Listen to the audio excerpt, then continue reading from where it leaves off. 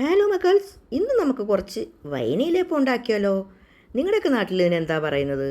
നമ്മുടെ നാട്ടിൽ നമ്മൾ പൊതുവെ എല്ലാവരും പറയുന്നത് വൈനയിലയിൽ ഉണ്ടാക്കുന്ന അപ്പം വൈനയിലേപ്പം. ഇത് ഞാൻ ആട്ടമാവിലാണ് കേട്ടോ ഉണ്ടാക്കുന്നത്. ആട്ടമാവിൽ കുറേ തേങ്ങ ചേർത്തു, ഏലക്ക ചേർത്തു, നല്ലതുപോലെ ശർക്കര പാനിയാക്കി ചൂടോടെ ഒഴിച്ച് കൊടുത്തിട്ട് നല്ലതുപോലെ ഇളക്കി കിണ്ടിയെടുക്കുക. ഇത് ഞാൻ കുക്ക് ചെയ്യുന്നത് നമ്മുടെ തക്കുച്ചി പ്രിയപ്പെട്ട ബെസ്റ്റി എൻ്റെ അനിയത്തിയുടെ മോൾക്ക് വേണ്ടിയിട്ടാണ് കുക്ക് ചെയ്യുന്നത്. നല്ല നമ്മൾ ഈ മാവ് കുഴയ്ക്കുന്നതിലാണ് അതിൻ്റെ ഒരു സോഫ്റ്റ്നെസ് നമുക്ക് കിട്ടുന്നത്. അന്ന് ഞാൻ പെട്ടെന്ന് എല്ലാം സ്പീഡിൽ ചെയ്തതുകൊണ്ട് ആ ഒരു സോഫ്റ്റ്നെസ് ഞാൻ സാധാരണ ഉണ്ടാക്കുന്നതിൻ്റെ അത്ര എനിക്ക് ഫീൽ ചെയ്തില്ല. പിന്നെ കുറച്ച് ഉപ്പിൻ്റെ ഒരു ഇതും കൂടി നമ്മൾ ചേർക്കണം. ശർക്കരയിൽ ഉപ്പുണ്ടെന്ന് കരുതി ഞാൻ ചേർത്തിട്ടില്ലായിരുന്നു, പക്ഷേ കുറച്ച് ഉപ്പ് കൂടി ചേർത്താൽ മധുരം ഒന്ന് ബാലൻസ് ചെയ്ത് പോകും.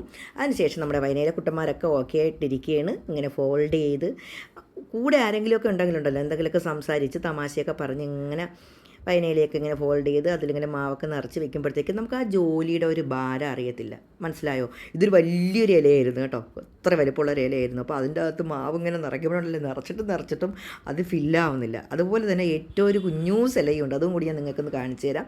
അപ്പോൾ സംഭവം സൂപ്പറായിരുന്നു. മൊത്തത്തിലൊരു ആനച്ചന്തമൊന്നും പറയത്തില്ല, പക്ഷേ അതിനേക്കാൾ ഒരു പെർഫെക്ഷൻ കിട്ടുമായിരുന്നു കുറേ കൂടി മാവ് നമ്മൾ കൈവച്ച് കിണ്ടി കുറച്ചുകൂടി ലൂസാക്കിയിരുന്നെങ്കിലും.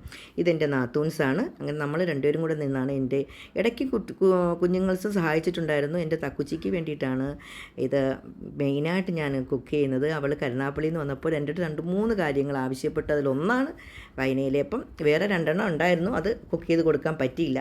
ഓക്കെ, അല്ല എൻ്റെ അസിസ്റ്റൻ്റാണെന്ന് പറഞ്ഞാൽ കളിയാക്കിയാണ്. അങ്ങനെ എല്ലാം ഫോൾഡ് ചെയ്തു ഇങ്ങനെ വെച്ചു. ഇങ്ങനെ നമ്മൾ വയ്ക്കുമ്പോഴത്തേക്കും നമ്മൾ പാചകം ചെയ്യുമ്പോൾ അതിന് ഒരു ഭംഗിയാണ് അതിങ്ങനെ കാണാൻ തന്നെ. ഇതാണ് ഞാൻ പറഞ്ഞത്, ഏറ്റവും വലുതും ഏറ്റവും ചെറുതും. ഇതൊക്കെ ഭയങ്കര തമാശയുള്ള കാര്യമാണ്.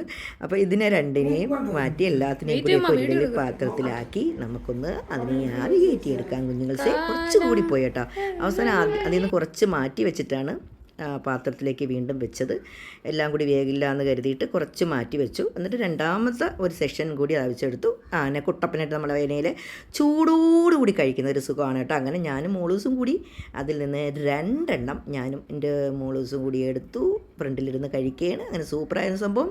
അപ്പോൾ നമുക്ക് അടുത്തൊരു വീഡിയോയിൽ കാണാം. Okay, Tata, bye bye.